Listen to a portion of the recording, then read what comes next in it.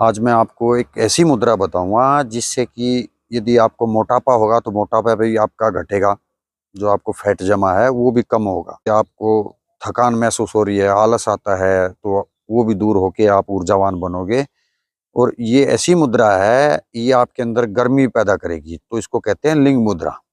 तो लिंग मुद्रा के लिए आप अपने दोनों हाथों के को ऐसे कर लीजिए और उंगलियों को ऐसे फंसाइएगा आपस में कि ये जो राइट हैंड है, दाहिना हाथ है, इस दाहिने हाथ का अंगूठा और उंगली ऐसे बाएं हाथ के अंगूठे को ऐसे चारों तरफ कर ले, ऐसे।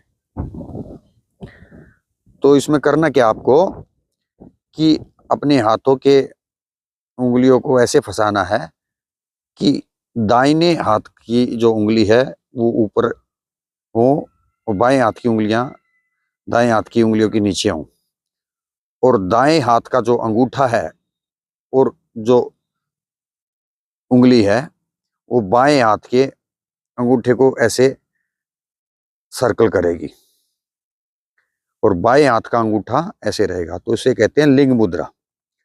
तो लिंग मुद्रा जो है, इसको ऐसे बना के और इसको आप मणिपुर चक्र और अनाहत चक्र जो इसके बीच में रखो और धीरे धीरे लंबे गहरे सांस लीजिए।